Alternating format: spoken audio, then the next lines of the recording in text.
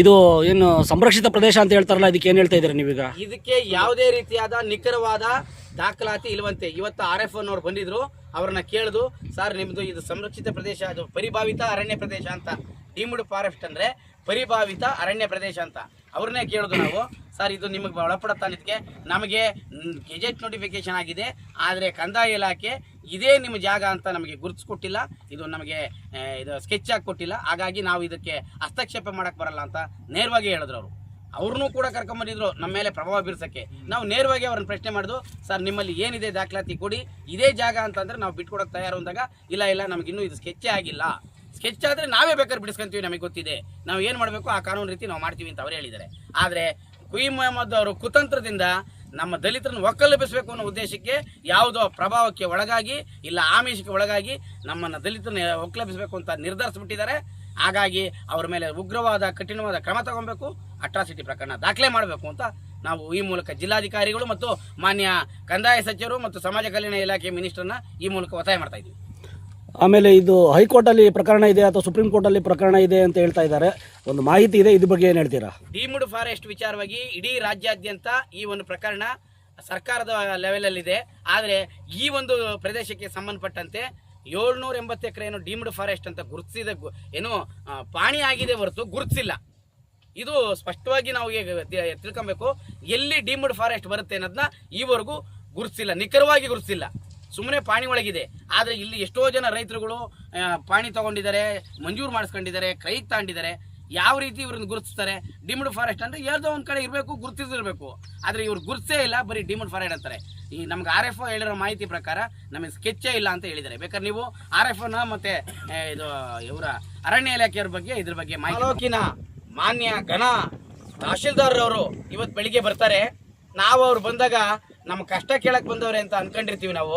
ಏನೇ ಆದರೂ ಎಲ್ಲೇ ಮುಷ್ಕರ ಆದ್ರೂ ತಾಲೂಕು ದಂಡಾಧಿಕಾರಿಗಳು ಆ ಒಂದು ನಿರಸನ ಜಾಗಕ್ಕೆ, ಪ್ರತಿಭಟನೆ ಜಾಗಕ್ಕೆ ಹೋಗ್ತಾರೆ, ಅವ್ರ ಕಷ್ಟ ಕೇಳ್ತಾರೆ, ಅವ್ರದ್ದೇನು ಅಂತ ಪರಿಹಾರ ಮಾಡೋಕ್ಕೆ ಪ್ರಯತ್ನ ಪಡ್ತಾರೆ. ಆದರೆ ಸನ್ಮಾನ್ಯ ನಮ್ಮ ತಾಲೂಕಿನ ಘನ ತಹಶೀಲ್ದಾರರಾದ ಕುಯಿಮ್ ಮೊಹಮ್ಮದ್ ರವರು ಇವತ್ತು ಬಂದು ನಮಗೆ ಎಂಥ ಕೆಲಸ ಮಾಡಿದ್ದಾರೆ ಅಂದರೆ, ನಮ್ಮ ಈ ಪ್ರತಿಭಟನೆ ವಿಚಾರ ಅವ್ರಿಗೆ ಗೊತ್ತಿದೆ. ನಾವು ಅವರಿಗೆ ಮೊದಲೇ ಇದನ್ನ ಕೊಟ್ಟಿದ್ದು, ಮೆಮೊರಂಡಮ್ ಕೊಟ್ಟಿದ್ದು, ಇಲ್ಲಿ ಭೂ ಹೋರಾಟ ಮಾಡ್ತಾ ಇದ್ದೀವಿ, ಇಲ್ಲಿ ಸಮಸ್ಯೆ ಇದೆ, ಈ ಜಮೀನನ್ನು ದುರಸ್ತು ಮಾಡಿಕೊಡಿ ಅಂತ ಮನವಿನ ಪರಿಪೂರ್ಣವಾಗಿ ಕೊಟ್ಟಿದ್ದೀವಿ. ಆದರೆ ಮಾನ್ಯ ತಹಶೀಲ್ದಾರ್ ಕುಯಿಮ್ ಮೊಹಮ್ಮದ್ ಅವರು ಬಂದು ಇಲ್ಲಿ ಕೆಲಸ ಮಾಡ್ತಕ್ಕಂಥ JCP ಡ್ರೈವರ್ಗಳನ್ನ ಪಕ್ಕಕ್ಕೆ ಕರೆದು, ಅದು ನಮ್ಮ ಎದುರುಗಡೆ ಅಲ್ಲ, ಪಕ್ಕಕ್ಕೆ ಕರೆದ್ಬಿಟ್ಟು ನೀವು ಇಲ್ಲಿ ಕೆಲಸ ಮಾಡಬೇಡ್ರಿ, ಇದು ಇಲ್ಲಿ ನೀವು ಕೆಲಸ ಮಾಡಿದ್ರೆ ನಾವು ನಿಮ್ಮ ಮೇಲೆ ಕೇಸ್ ಹಾಕಿಸ್ತೀನಿ, ಇದು ಕೇಳ್ತೀನಿ ಅಂತ ಧಮಕಿ ಹಾಕಿ ಆ JCP ಡ್ರೈವರ್ಗಳನ್ನೆಲ್ಲ ಓಡಿಸಿದ್ದಾರೆ. ಮತ್ತು JCPನ ಈ ಜಮೀನಿಂದ ಆಚೆ ಕಡೆ ಕಳಿಸಿದ್ದಾರೆ. ಇದನ್ನು ಅಕ್ಷಮ್ಯವಾದ ದಲಿತ ವಿರೋಧ ಧೋರಣೆ ಅಂತ ಎದ್ದು ಕಾಣ್ತಾ ಇದೆ. ಇದನ್ನು ಕರ್ನಾಟಕ ದಲಿತ ಸಂಘರ್ಷ ಸಮಿತಿ ಮತ್ತು ಇತರೆ ಪ್ರಗತಿಪರ ಸಂಘಟನೆಗಳು ತೀವ್ರವಾಗಿ ಖಂಡಿಸ್ತಾ ಇದ್ದೀವಿ. ಈ ಕೂಡಲೇ ಜಿಲ್ಲಾಧಿಕಾರಿಗಳು, ಅದಕ್ಕಿಂತ ಮೇಲ್ಪಟ್ಟ ಸರ್ಕಾರದವರು ಈ ಏನು ಲಜ್ಜೆಗೆಟ್ಟ ಕುಯಿಮ್ ಮೊಹಮ್ಮದ್ ಅನ್ನುವ ಈ ತಹಶೀಲ್ದಾರ್ನ ವಜಾ ಮಾಡಬೇಕು.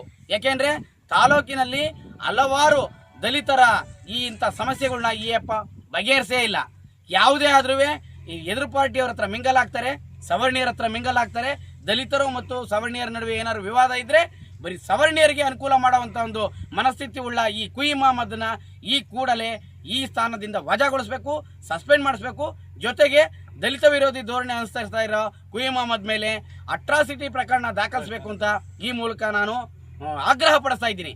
ಏನಾದರೂ ಅವ್ರ ಮೇಲೆ ಅಟ್ರಾಸಿಟಿ ಪ್ರಕರಣ ದಾಖಲು ಮಾಡ್ದೇನೆ ಅವ್ರ ಮೇಲೆ ಕ್ರಮ ಕೈಗೊಳ್ಳದೇ ಇದ್ರೆ ನಾವು ಜಿಲ್ಲಾಧಿಕಾರಿಗಳ ಕಚೇರಿ ಮುಂದೆ ಅಮರಣಾಂತ ಉಪವಾಸ ಸತ್ಯಾಗ್ರಹ ಮಾಡಬೇಕಾಗುತ್ತೆ.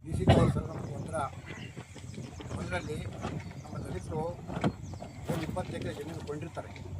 ಇದು ಮೂಲತಃ ಅವರಿಗೆ ಮಂಜೂರಾಯಿತ ಜಮೀನು 3ನೇ ಕ್ರಯವನ್ನು ಪಡೆದಂಥ ವ್ಯಕ್ತಿಗಳು. ಇಂಥ ಜಮೀನಿಗೆ ಇಡೀ ಸರ್ವೆ ನಂಬರಲ್ಲಿ ದಾಖಲೆ ಇಲ್ಲದೆ ತೋಟ ತುಡಿಕೆ ಮಾಡಿಕೊಂಡು ಕಾಯ್ಕಿಡುತ್ತಾರನ್ನ ಮಾತಾಡ್ತಾ ಇಲ್ಲ. ಈ ಏನು ಬಂಡವಾಳ ಹಾಕಿಕೊಂಡು ಖಾತೆ ಪಾಣಿ ಎಲ್ಲ ಹೊಂದಿದ್ದು ಮತ್ತು ಇವ್ರ ಮೇಲೆ ಏನು ದೌರ್ಜನ್ಯ ಮಾಡಿರಲ್ಲ ಅವರು ಆಗ್ತಿದ್ದ ಕೇಸ್ನಲ್ಲಿ ಕೂಡ ಇವ್ರು ಪಾಸಾಗಿ ಟೋಟಲ್ ಇವಂತ ತೀರ್ಮಾನ ಆದರೂ ಕೂಡ ಈ ಜಮೀನನ್ನು ಒಳ್ಳೊಳಗೆ ಸಂಚಿನಿಂದ ಅರಣ್ಯಕ್ಕೆ ಇದನ್ನು ಮಂಜೂರು ಮಾಡಬೇಕು ಅಂತೇಳಿ ತಾಲೂಕು ತುಂಬ ಕುತಂತ್ರ ಮಾಡ್ತಾಯಿದ್ವಿ.